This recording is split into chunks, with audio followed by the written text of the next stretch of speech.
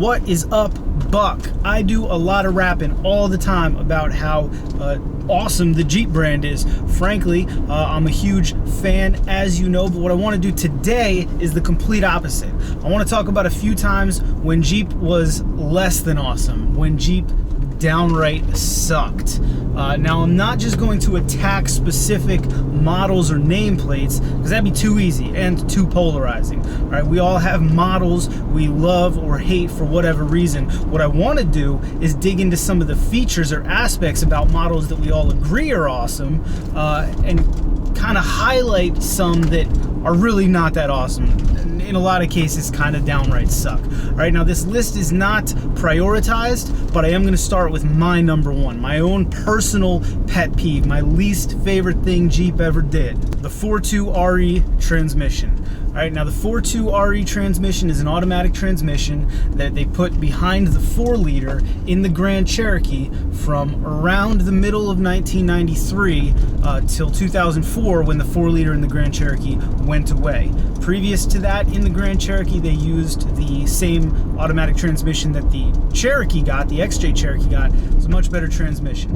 Now the 4.2 RE transmission, the 4 and the 2, 4 is for 4 speeds. It's actually a 4-speed plus overdrive, but there's a different second gear for upshifting and downshifting, so it's kind of a 6-speed transmission, depending on how you want to look at it with the overdrive and all that.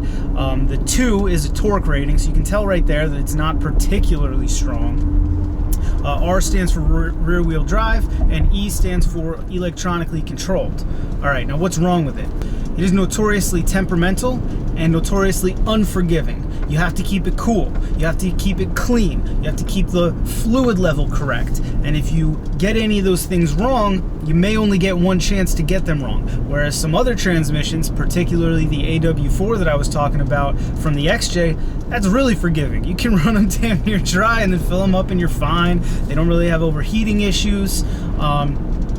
Now, people will argue that the 4.2 is not a bad transmission as long as you don't abuse it. But here's the thing: the application that they used it in lends itself to abuse. We're Jeepers. We're Jeepers. That's what we're doing. You give me something with the 4-liter in it, I'm jacking it up 6 inches, I'm throwing 32s on it, and we're going bogging with it.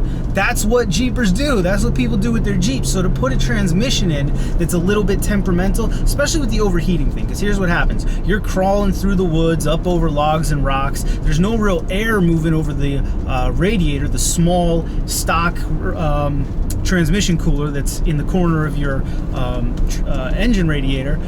So you're asking the transmission to do a lot of work and not giving it any cooling. Now you can add an external cooler, that helps a little bit, but at the end of the day, there's no way around it. If you have a Grand Cherokee with the 4-liter and a 4.2 RE, that 4.2 RE is the weak point of your driveline, followed quickly by the Dana 35 if you were unlucky enough to get one of those. That's all there is to it. Moving on to the next piece. The next piece is another one that I have had experience with. It is the 3.7 liter V6 engine that they put in everything. Honestly, Daimler Chrysler put this thing in everything, and then afterwards Chrysler put it in everything until they finally replaced it with the Pentastar 3.6, which is a great engine. Now the 3.7 is a 90-degree V6 engine. It's got an aluminum head, a cast iron block with a single jingle overhead cam. It produces 215 horsepower out the box, and the problem with it is that it's just completely blah. It's just completely blah. The mileage on it is terrible for what it is. Right? I've owned 2 of them. I owned one in a 2006 XK Commander and in a 2008 WK Grand Cherokee.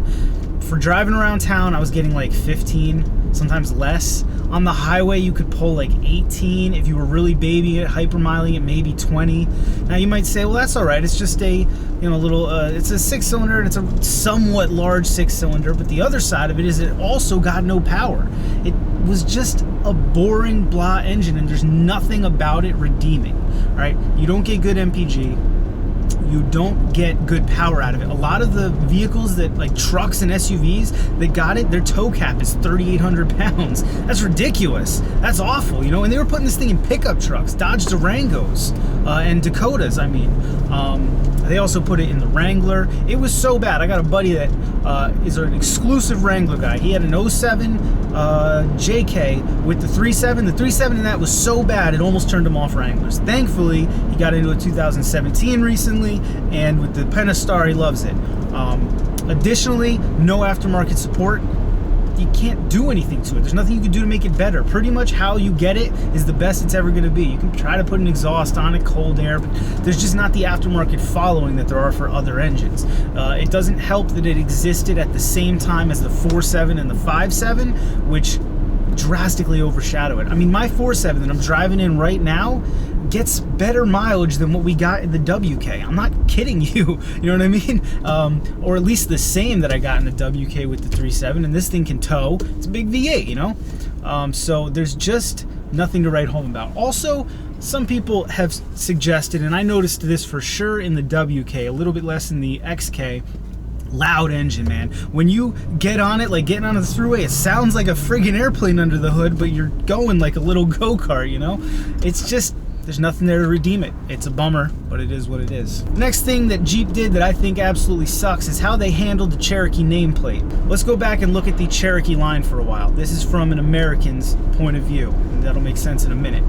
You have the SJ Cherokee way back in the 70s. That's basically a two-door Wagoneer that's jacked way up in the air, full frame, friggin' awesome. 1984, we get the XJ Cherokee, unibody. That's the Cherokee everybody knows. Now, as far as the Americans are concerned, the Cherokee line then dies until 2014 when we get the KL Cherokee. For the rest of the world, though, the Cherokee line never died. The Liberty that we got in 2002, the KJ Liberty, the bubbly one, that's called the Cherokee elsewhere on the planet. Now, the KK Liberty after that, the boxy one that was shared a platform with the Dodge Nitro, also a Jeep Cherokee. I don't know why exactly in the United States they decided to replace the name Cherokee with Liberty only to bring it back in 2014. I know XJ guys are going to look at the Liberty and say, I don't want that thing to be called a Cherokee, but it's not like denying the name of it is going to bring back the XJ. And in fact, I think it would have helped preserve the nameplate a little more. People could have got used to the Cherokee's new direction before they released the KL, which turned the Jeep world upside down. I mean, people are just now starting to calm down about it a little bit, but sometimes I still get flames on the side of my face when I see a KL passing me, knowing that that thing's out there sporting the Cherokee nameplate. It wouldn't have been so bad if the Liberty, the KJ Liberty was a Cherokee, and then you saw it go to the KK Liberty, and you could kind of see it going in that direction. I think Jeep screwed up, and I assume that they thought us Americans were gonna riot if they called the Liberty a Cherokee, but it was the same thing when they released the KL. I'm actually looking at one right there. There's one right there. Man, the front of that thing is ugly. I know they're okay vehicles. I know, whatever. I'm not digging on them, but the front is ugly as frig. You can't argue with that. Yeah, look at that thing go. So the Liberty Cherokee thing, I think that's a time that Jeep definitely screwed up. Moving on, I have an interesting thought for you. This one, another time Jeep sucked is with the Dana 44 axle. All right, now let me explain. The Dana 44 is an awesome axle, especially for our Jeeps. They're a little bit underpowered for some big pickup trucks, but put that thing under a Wrangler, put that thing under an XJ, a ZJ, a WJ, and they're perfect for your moderate, 32-inch tire, something like that. The problem is, Jeep is super stingy with them, and I don't understand why. Here's a list of every vehicle that has ever gotten a Dana 44 from Jeep. Here's what vehicles got a Dana 44 in the front. The 87 to 73 Jeepster and Commando, the 74 to 91 Wagoneer, the 74 to 83 SJ Cherokee, that's one we were talking about before, the 03 to 06 TJ Rubicon, the 07 to 18 JK Rubicon, the 18 to current JL Rubicon, the 87 to 01 XJ, but only in Venezuela. We're obviously going to have to revisit that. And the 96 to 98 Grand Cherokee ZJ, only in Venezuela. Now here's the vehicles that got a Dana 44 in the rear. The 48 to 75 CJs, the 03 to 14 Wrangler Rubicons, all of them. The 06 to 2010 SRT 8 Grand Cherokee, the 04 to 06 Wrangler LJ, which is actually called the TJ-L. Everybody calls it the LJ. That's not really the correct distinction for that. The 97 to 06 Wrangler as an option, didn't have to get the Rubicon. Then the 07 to 015 Wrangler, also an option, you didn't have to get the Rubicon. The 87 to 1990 XJ with the tow package, this is the holy grail that everybody's looking for in the junkyards here in the United States. The 87 to 91 MJ Big Ton and Burley package. I'm not actually sure what those are, but we're definitely gonna get some pictures of them up on the screen. The 86 CJ, the 96 to 04 ZJ and WJs. That should be noted that those are actually Dana 44As. The center sections are aluminum. We're gonna revisit that in a minute. And the 96 to 98 Grand Cherokee ZJ made in Venezuela. Now, admittedly, that is a very long list of vehicles, especially the list of vehicles that got it in the front. More vehicles got it in the front than I actually ever knew. Now, let's talk about the strange things on that list. Why the XJ got front and rear Dana 44s in Venezuela is beyond me. If anybody knows, please tell me. What the heck is so special about Venezuela that they're getting Dana 44 front and rear XJs, and we're over here scrounging through the junkyard hoping to find one of the 10 friggin' tow package ones that was made for that 3-year period. All right, next let's talk about the Dana 44A. I have 2 Jeep Grand Cherokees with the Dana 44A in it. Eric's Grand Cherokee has the Dana 44A in it. It's a fine axle, but you always are aware of the fact that your center section is aluminum, not iron. And my question is, why? Did you really save that much weight? Who the hell cares? The vehicles that got, the WJs and ZJs that got the Dana 44A, got it because it was either an off-road package or a tow package. It came with 373 gearing. Usually those models had transmission coolers, power steering coolers. They were clearly built to be in some action. Why not? Why half-ass at the last moment? Oh yeah, we'll give it a Dana 44, but the center section is going to be aluminum. Why be so stingy like that? I love having a Dana 44 in this thing, but why not make it iron? Why not make it iron? And to go further, why not give more vehicles the Dana 44? All right, now, especially the XJ, that drives me nuts. I can see that maybe in the beginning they didn't know that the XJ was going to turn into an off-roader. But even by the time the 90s roll around, it's obvious people are going to be using these things for some serious work. Why not give it the axle that everybody wants? The 8 1/4 is fine. The Chrysler 8 1/4 that the Liberty and the XJ got and some other stuff, it's a fine axle. Most people agree that it's almost as strong as the Dana 44. The problem with it, there's no aftermarket support. There's like 2 locker options and nothing else. Whereas a Dana 44 is probably the most supported axle in the aftermarket, except maybe the 8.8. Why not use that? Give it to more people. It'd be a selling point. People love the Dana 44, and Jeep was straight up stingy with it, especially on the 90s Jeeps. The Dana 44A thing infuriates me. I'm just completely baffled by why the hell Venezuela gets Dana 44s front and rear. They didn't even we didn't even get a single option for a front Dana 44, and they just got it off the hop. And then for 3 years you give it as the tow package option and then stop doing it? I don't understand, man. And even vehicles like the Liberty, they put the 8 1/4 in the Liberty. Why not just give it the 44? It's gonna help that vehicle's cred.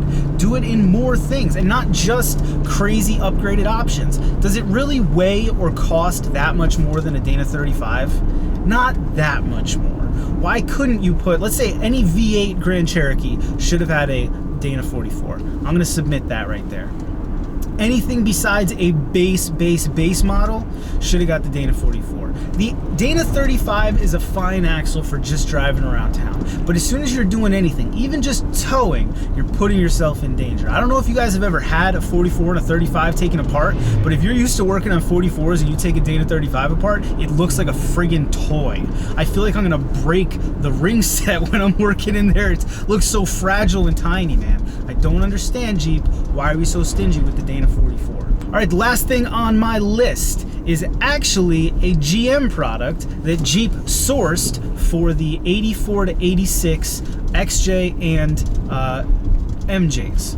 Now, this engine is, of course, the itsy bitsy teeny tiny 2.8 liter 60 degree V6 that GM gave to AMC to use in the first 3 years of the XJ. Now, this is taking place in the early 80s. This deal was probably put forth in the 70s when American automakers are still trying to figure out how the heck to compete with imports. You know, we're getting US automakers, the big three are getting absolutely hammered in the 70s by Toyota and Honda, and so they're trying to figure out how to get better mileage out of things, and their answer was to make really teeny tiny stupid engines like a 2.8 V6. Now, what was the problem with it? Why was it so terrible? Because just being small by itself is not that big a deal.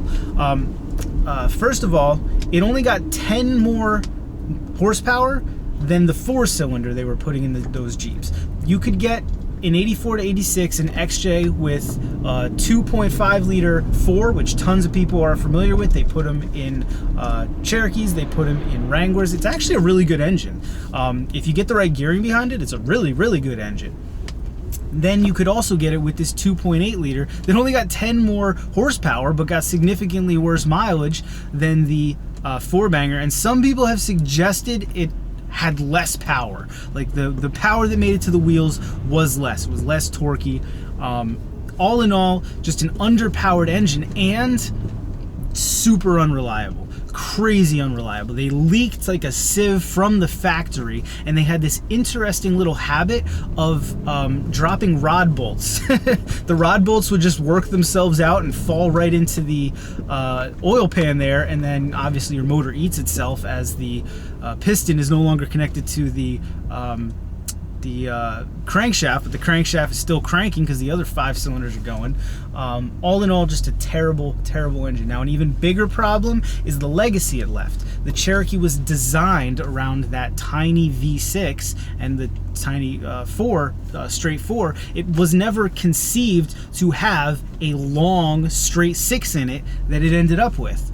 Even though they redesigned the firewall when they introduced the 4-liter in 87, the vehicle was just still never designed for that. And as a result, the XJ has heating or overheating and heat soak issues. We all know this, and it just was made worse when they refreshed it and added precats later. But the reason the XJ has so many issues with heat soak is that it was never meant to have that big iron block, iron head. The 4-liter is a big engine when you compare it with the 2.8. If you've ever seen a 2.8, it looks very much like the Buick Dauntless engine, the 3-liter that they put in the old Jeeps. It's just very tiny, compact, 2-barrel carb.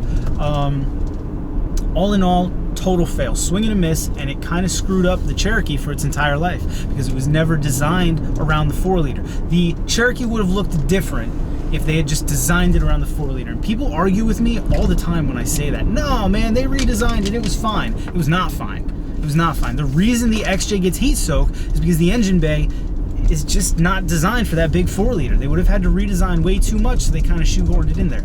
That's what it is. So those are 5 things. 5 things that I don't like about Jeep. But we all know that it's 5 things I don't like and 42 million things I do like, right? So let me know what you think about these 5 things. Let me know if you've had any experience with any of these things or have any opinions on any of the things that I am claiming here. By all means, let me know your things that you hate about Jeep down there in the squawk boxes. I always love hearing what you guys think about the topics that I spend. These are my shower thoughts, by the way. This is when I'm just, I got an hour ride home and I'm just daydreaming or I'm, trying to fall asleep thinking about why the heck didn't they give the Dana 44 to more vehicles, or Jeep really screwed up the Cherokee nameplate line. I don't know, man. You guys let me know what you're thinking about. As always, thanks for watching. See you next time.